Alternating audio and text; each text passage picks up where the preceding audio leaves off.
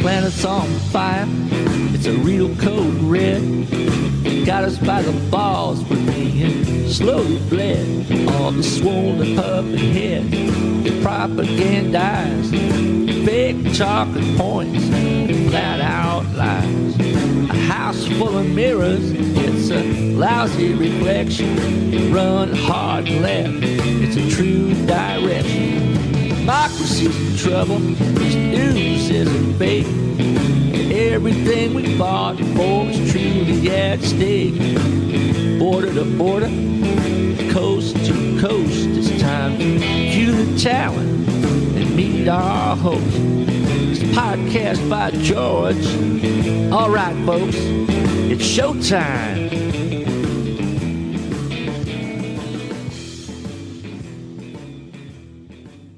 Hello, hi, how are you? Welcome on in to another podcast by George. Well, anybody that watches my podcast at all, they're going to encounter what I call the big three from the PBG, and it's climate, war, and healthcare. Those are the things that I'm concerned about, folks, because they're life and death, and not just for me, just not for you, it's for everybody. And there's big news coming out of Glasgow, Scotland here over the past week or so. I'm a little frustrated and dismayed at times, not only because of the news that comes out of there, but because more people aren't more concerned about this. Folks, if we don't get a handle on this, if we don't handle this climate situation, which is top on my list for a reason, we're all gingerbread men and women. It's all over, folks.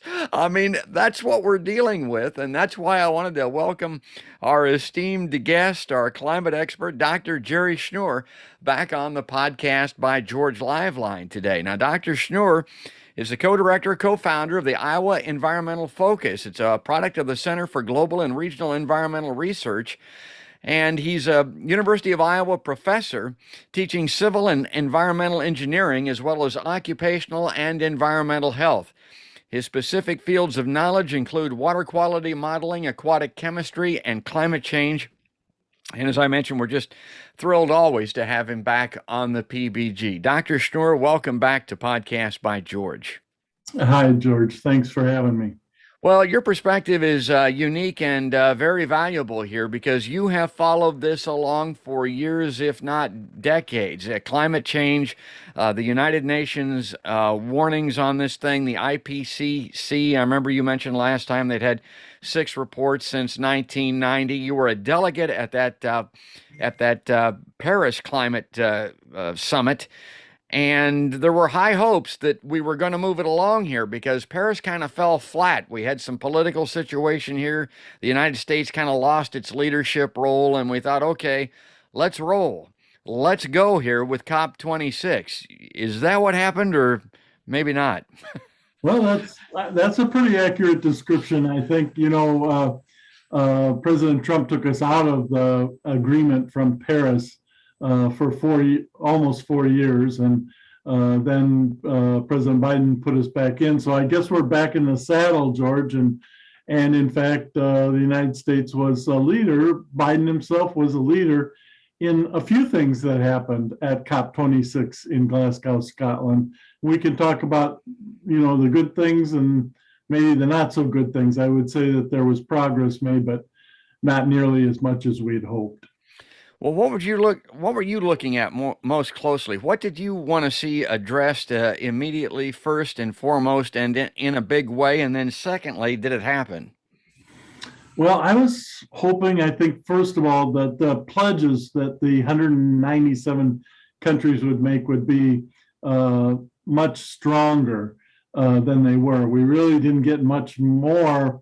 It's been 6 years since the Paris Agreement, and we didn't really get much more commitment on the part of countries as we had hoped.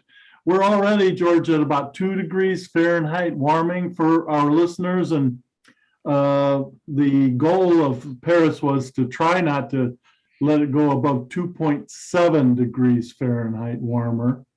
But we're probably headed towards closer to 5 degrees Fahrenheit warmer now in the next couple decades, next 3 or 4 decades.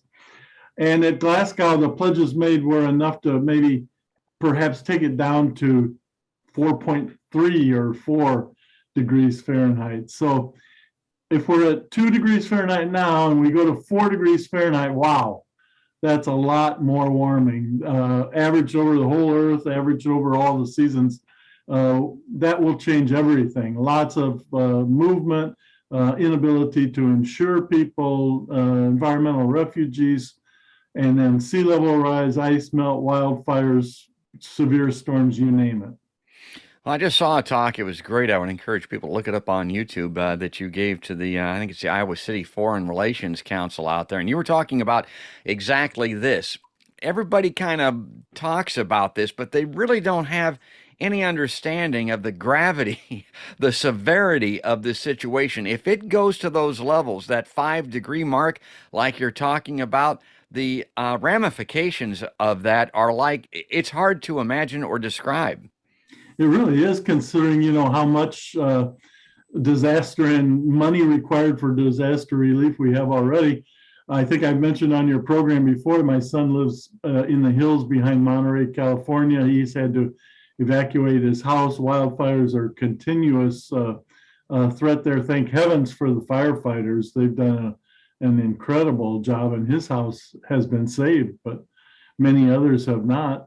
And then, just think about the storms that we've had. Ida this year, 150-mile-per-hour winds, spun up really fast. And how long can we go on paying for all these natural disasters as they get, I even don't call them, as you know, natural disasters anymore. I call them climate disasters, because we know we have attribution science, which has developed over this time period since 1990. We can even tell about what percentage of a storm's impact is due to climate change. And some of these storms are much, much stronger than they would be in the absence of greenhouse gases in our atmosphere. And some of this is, pretty interesting science. Some of it is just common sense. The warming of the Gulf, as an example, creates more humidity. That humidity spins around. It eventually comes to us, as an example, and it creates rainfall and the potential for much more severe flooding in this part of the world. And again, it's like people find this hard to understand, but it's really not that difficult of a concept to grasp, I don't think, anyway. But I wanted to, now I'm following, lefty media like I always do, and it kind of puts me out on the ledge here. Common Dreams had a representative out there covering Glasgow. I want to bring a couple of articles up here, Jerry, and have you respond to them. See if you think that these people have got it right or if they're being overly alarmist. So, okay, so this is by Jessica Corbett, and she writes, as climate summit ends, activists say hollowed out deal leaves 1.5 degrees Celsius goal on life support.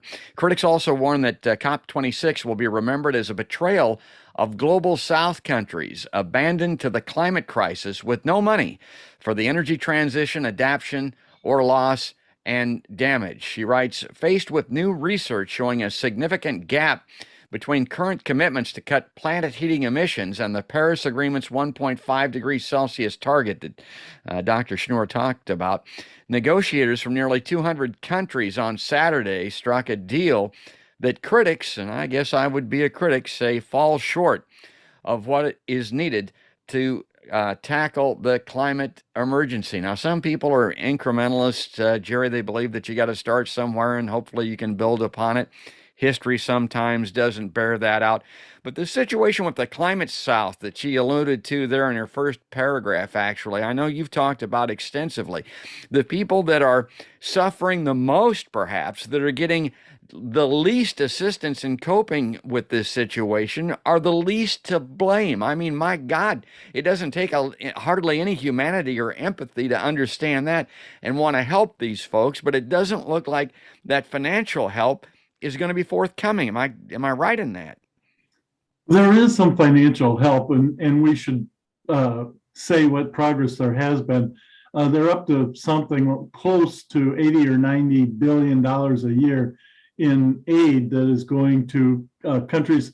Roughly half, a little less than half of it is direct assistance, and the other half are in the form of loans.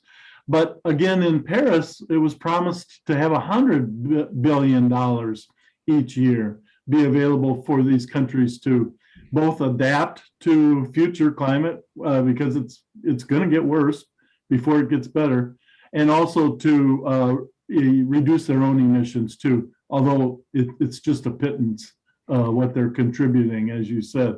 So already as your article that you just brought up pointed out, the 1.5 degrees Celsius, that's 2.7 degrees Fahrenheit for our listeners, that's already in jeopardy, to be honest with you.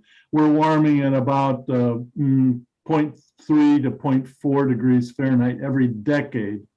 So we're awful close to that already, and we have to reduce our emissions, the experts say, by at least, let's say, 50% in 10 years, in less than 10 years, by 2030. And we're not on a track to do that, George.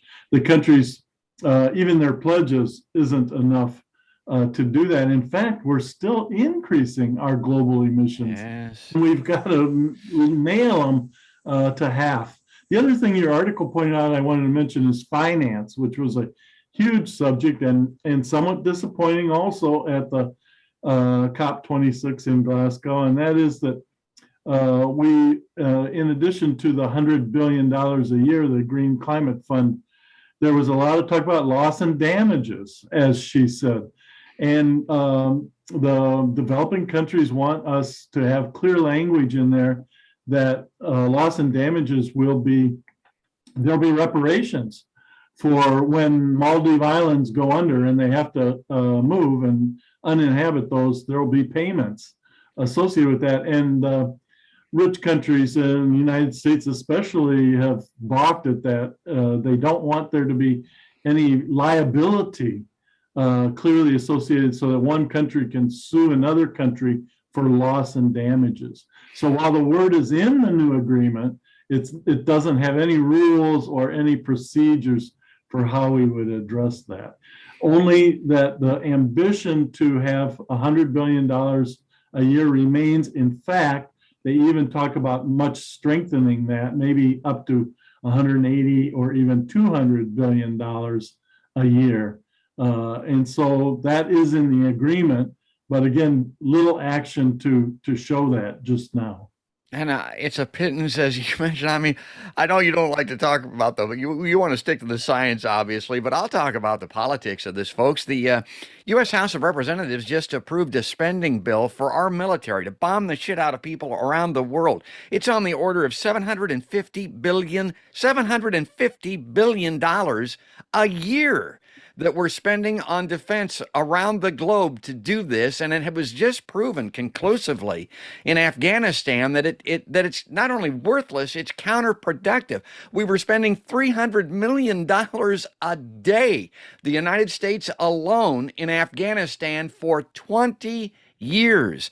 And now we're wanting some billions. I mean, that's a lot of money, don't get me wrong, collectively from the richest nations on earth to save us all, and it just doesn't seem possible. I personally think that it's outrageous, and the fact that more people aren't concerned and up in arms about this, to me, is just horrific. And I guess I would say, Jerry, looking at this, well, let me go back to this article here. I wanted to bring this up and have you comment on the next part of this. It's this again is by Jessica Corbett, this author. After Cop26, U.S. President under fire for failing to act on fossil fuels. We're in a 5-alarm fire, but Biden refuses to use a fire hose. As climate campaigners worldwide Saturday slammed the United Nations summit in Scotland and its resulting Glasgow Climate Pact as betrayals of the global South by rich countries, which we were talking about, that have polluted the planet, U.S. President Joe Biden faced growing pressure to improve both his national and global policies.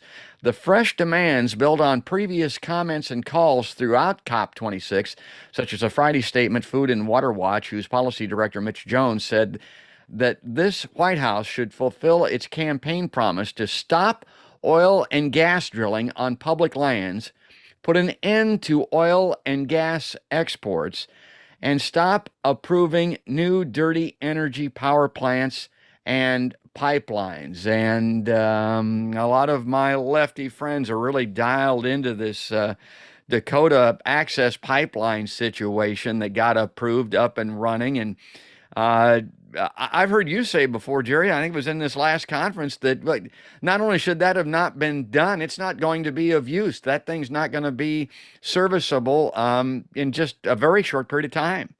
It's going to be a stranded asset, I think, George, and that is that we can't burn that oil. Right now, we're mostly refining it and exporting it, but as the author said in that article, we were pushed at Glasgow to make pledges to stop oil and gas leases, to stop pipelines, and we didn't agree to any of that. The one good thing that Biden did, and it's a very good thing, I think, he led the charge for a methane pledge, a 30% decrease in methane gas by 2030. Now, that would mean for us, mostly the leaks at all of this fracking and oil and gas exploration and production that goes on in our country. And of course, if you don't stop the oil leases and you don't stop the new pipelines, you're going to have a hard time stopping the gas emissions like methane coming off of these oil and gas explorations and production facilities. So it comes down to Greta Thunberg and why some of the young people were so mad and protesting. You know, Yes. like we say one thing, but we're doing another thing. And of course, she's famously quoted as saying, it's all blah, blah, blah, blah, blah. Yeah, that's right. And I hope that's not the upshot. I hope that's not what's coming out of Glasgow on the heels of the Paris situation. And of course, politics. Oh my God, Paris, the thought can change all of this, because there was just a poll here in Iowa that shows people want Donald Trump back in office. Folks, if those climate deniers and climate inactivists get back in control of this country, it's going to be like a blow to the head with a blunt instrument to all of us. I mean, this is a situation that has to be dealt with, and it should be motivation for people like Joe Biden to do something very quickly. Now, and 2030 is very quickly. I mean, we're talking about 8 years away on some of these things, Jerry. I had another question. This is kind of a pet project of mine, a concept that I have. All of these things that I mentioned on my big three, the climate, the war, the healthcare, they're all intertwined. They all intersect. And we've got these, my God, what is it? Almost 1,000 military bases ringing the planet for the United States. They are considered to be the largest institutional polluter and emitter of these greenhouse gases that you were speaking about. To me, as a peacenik, it's been proven conclusively that they're not only needed, unnecessary, they're unwanted in these nations around the country and a lot of around the world, and they're not helping us at all, resulting in death and destruction on a scale that can't be imagined. I would like to see, as the most immediate benefit for the climate, to close, not all of them, let's say a third. I mean, a half would be ambitious. But if these military bases could be shut down around the planet very quickly, I think there would be an immediate and significant positive impact on the climate. Have you ever studied that? Do you think that's a realistic concept? I don't know, George. I have not studied that, but I share your feeling about bases. I was surprised there was an article in the New York Times on Sunday, I think it was, about our base in Sudan. I didn't even know we had a military base Yes. in Sudan, and so does China. And they were talking about that they're very close to each other. But yeah, all of these expenditures could be put to a better use, I think, including greater investment in renewable energy, energy efficiency, and rebuilding the capacity of our country to withstand the climate change that's coming. Well, and to me, I don't want to focus too much on the military, but man, I'm telling you, and this also goes to something that I've heard you talk about before. A lot of people have criticized, like Glasgow and even Paris, and they said, well, yeah, it doesn't matter what happens there, because it doesn't matter what the United States does or says, because China and Russia aren't going to go along with these, I think you call them soft laws. But the point is that I would like to make is that those other countries, those other nations, those supposed adversaries of ours, Russia and China. I don't know if people have noticed this or not, but they have a way of following us. They have a way of building upon what we do. The military would be a perfect example. The arms race. My God, wouldn't it be nice if the Western nations, led by the United States, started a climate race, and if China and Russia tried to catch up, and the historical precedent for exactly that exists. That it's happened before in other areas, economic, military, and so on. Yeah, that I share your optimism. If we could do it ourselves, others would follow. Yeah, well, I certainly hope so. And we're running up against our timeline here. We're already running out of time. I just final thoughts, Jerry. I want to kind of turn it over to you to sum up again, based on your vast experience with being involved, really, in all of these things, including up to COP26. And by the way, this is COP26, folks. So I don't know what future COPs are going to be like, but kind of lay the groundwork here for us. Well, so let's end on a good note and talk about the positive things. I mentioned about methane. That's a very potent greenhouse gas, and one that we should be able to stop the leaks and decrease our emissions of methane. And we led over 100 countries in signing that. That's brand new. And I'm very happy about that. I think that makes sense. Most people would say that the biggest potentially good thing to come out of Glasgow is finance. This notion about the Glasgow Financial Alliance. Mark Carney, who was the lead executive checker in Britain, is leading it together with Bloomberg from Bloomberg News. $130 trillion of loans available, supposedly, for international transactions from 450 banks and companies, only if the project meets net zero guidelines by 2050. If that's true, if we could change the investment in the world away from oil, gas, and coal, and if we could have it go towards these net zero projects, solar, wind, even nuclear maybe, that would be a really beneficial development. So I would leave it at that's one of the positive things. Certainly, Glasgow wasn't what I had hoped it would be, particularly in the pledges to reduce emissions.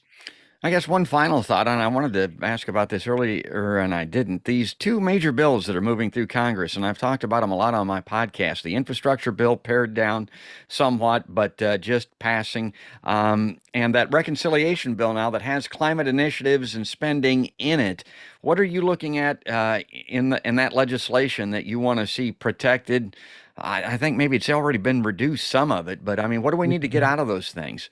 Well, the one I really wanted was the CEEP, the Clean Electricity and Efficiency Program. That has been gutted from the Build Back Better, the second bill. But there are still a lot of good things in there for electric vehicles, charging stations, building out the grid. You know, we're going to need more electricity. If we're not going to burn fossil fuels, we've got to have clean electricity, and that means we need a grid. We can't transmit that much electricity right now. If we all have electric cars, there's no way we can possibly get the electricity into those storage batteries. So that's really all part of the infrastructure that is desperately needed, and it's in that second bill.